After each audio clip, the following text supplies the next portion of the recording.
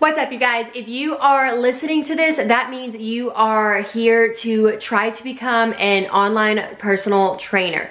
And I have been doing this actually since August of 2021. So I haven't even been doing it a year yet, but I've already learned so much since I have started doing it. And I've learned a lot about what I would do differently if I could go back and start over today. So like I said, I don't have a lot of experience under my belt, but I do have some experience I would love to go back and give myself whenever I first started. So this is for you if you were just ready to get started. So we are just gonna jump right into it.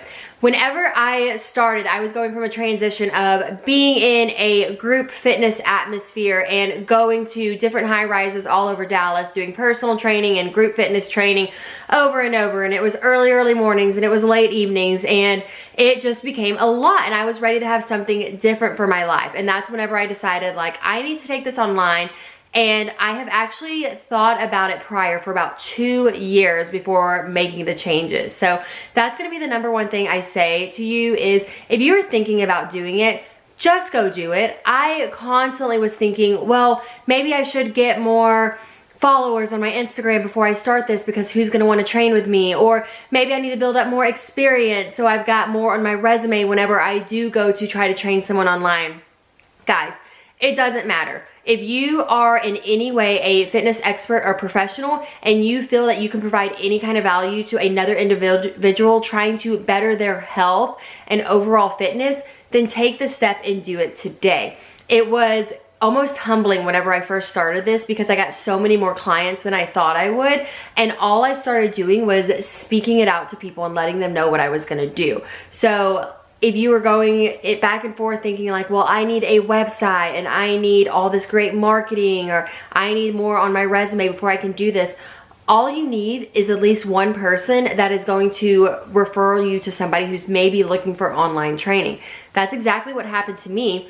And what else happened is I had so many clients from my group fitness classes. I had people that I was training in personal training, doing one-on-one with. Whenever I told them, like, I'm actually gonna go more onto an online platform, they were like, well, I still wanna train with you. So if you've already built out any kind of relationship and rapport with clients, whether it be in a group training or fitness training, if you've done your due diligence and they respect you and they love working with you, they're gonna wanna keep working with you even if it's on this new online platform. So start speaking about it. That's gonna be the number one thing I tell you to do, is start speaking about it and letting people know, like, hey, I'm offering this service right now. And you'll be surprised how many people are going to contact you just based on the knowledge that you're now offering this other service.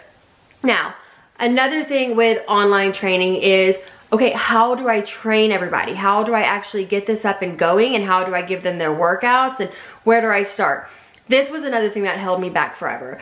Get a platform that you can use to train your clients. And if you do nutrition coaching as well, like I do, find one that also has nutrition coaching. So for me, this is Trainerize. I'm going to put a link down below where you and I both get a little kickback if you use it. I believe you actually get a free month of it, so you can check it out and really see how it works. But it has been so great. It's so user-friendly, and they already have workout plans on there for you, so you can actually go take a look and see how it works and what they have, and then you can go customize them, completely enter your own workouts, and you can also enter your own demos, so videos of you doing the exact move so that your clients can see you. I love this because not only is it great for them to have a demo, but they're seeing your face. So even though we're doing online training now and I'm not actually being face-to-face with my clients, it's still a good way for them to see my face, to make it seem like I'm showing up for their workouts every single day. And to me, that just helps build a great connection. So you don't need a website.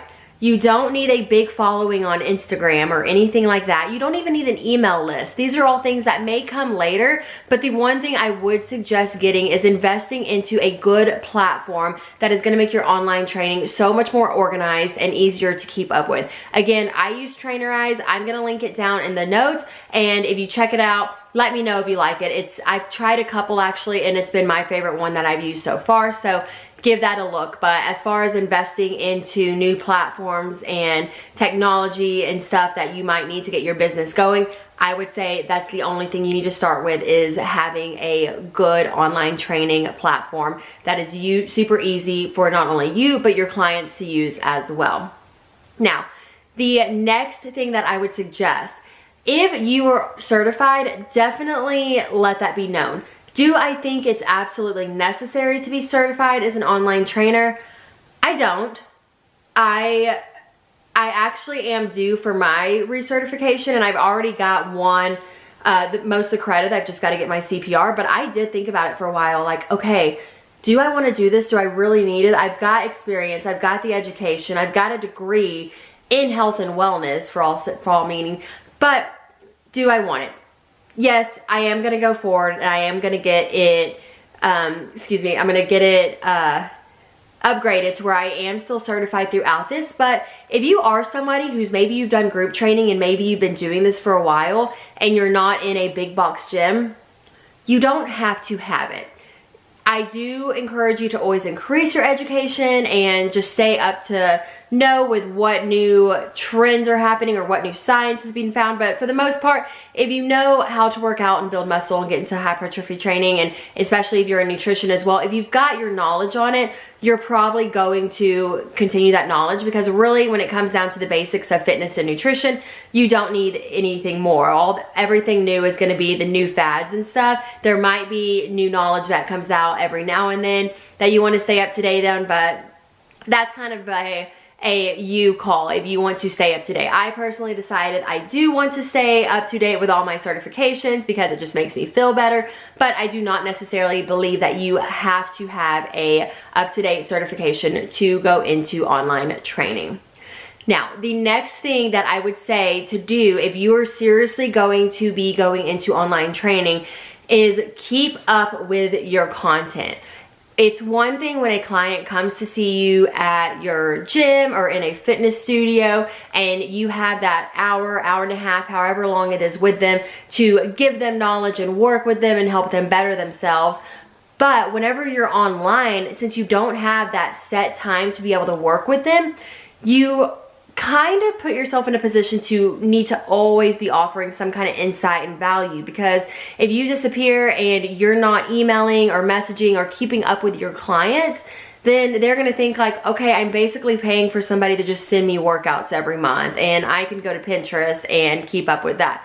So find yourself a way to get consistent, valuable content out there. Some of the things I love doing is coming up with grocery lists, coming up with healthy meals that they can use, trying to figure out how they can increase their total daily energy expenditure so that they're able to burn more calories.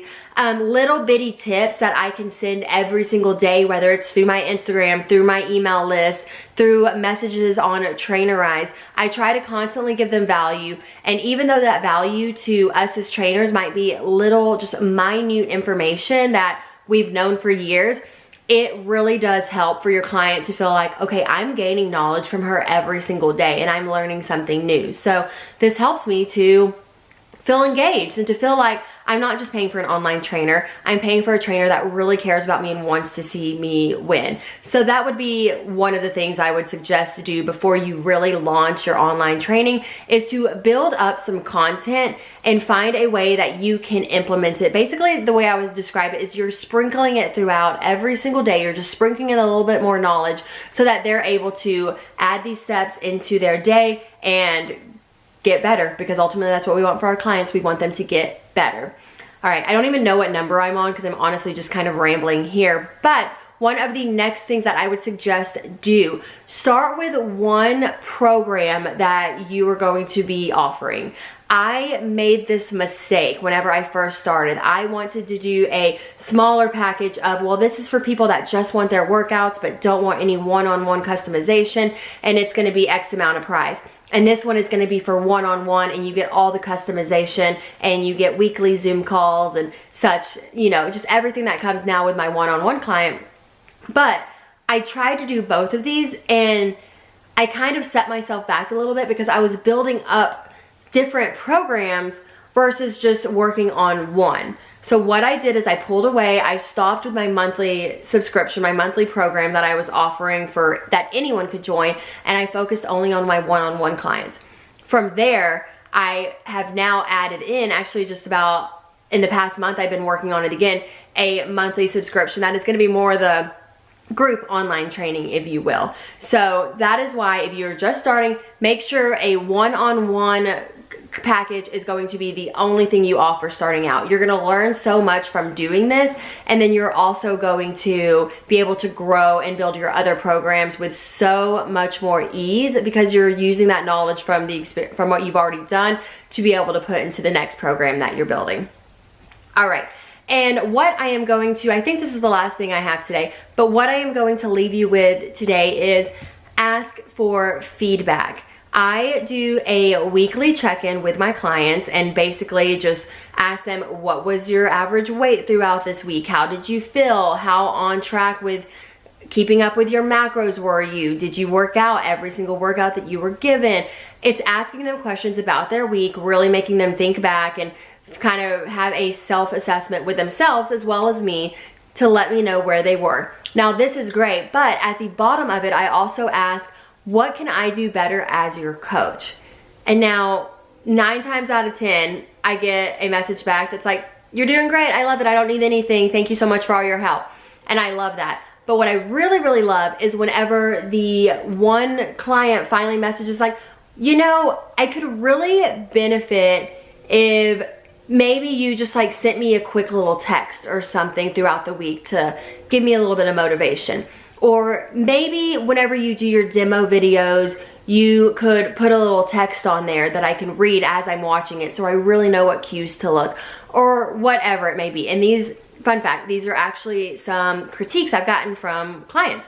So guess what I've done? I've implemented those into my now practices, because if you are trying to get people to pay you for your service, guess what? You need to serve them. You need to make sure that they are able to implement what you're giving them and that they can see that you care about them and you're not just looking for the dollar signs that they can give you, that you're really trying to invest in them. So it's really important to ask for feedback, but also even more important whenever you do get that feedback to actually implement it into your practices. All right, guys, that's all I've got for you today. This is a super little short video. I'm also recording it as a podcast, so that's why you see my microphone here. But I want you to really, really push. And if you have a goal of being an online trainer, start talking about it. Start letting people know you're having those services now added to your whatever services that you're doing, and let people start talking about it. Be proud of that and don't be scared, because guys, I thought about this for 2 years before I finally jumped into it and started this journey, and I'm so happy I did, because I've created such a life of freedom that I'm now able to go pursue other things that I've always thought I wanted to do. So if you're thinking about doing it, jump and do it. First thing I would do is just start talking about it. Get yourself an online platform. Even if you only have one client, get comfortable with it, build it up, keep posting about it, keep helping people. And ultimately, the more you talk about it, the more you help people, the more you will grow, as long as you are authentic and genuine in all your practices. All right, guys, I hope that helped you. Please reach out to me if you have any questions or if this helped you at all. If you are watching this on YouTube, give it a like and a subscribe. And if you're one of my podcasters, thanks so much for joining me for another week. And then I will see you all next time. Bye, guys.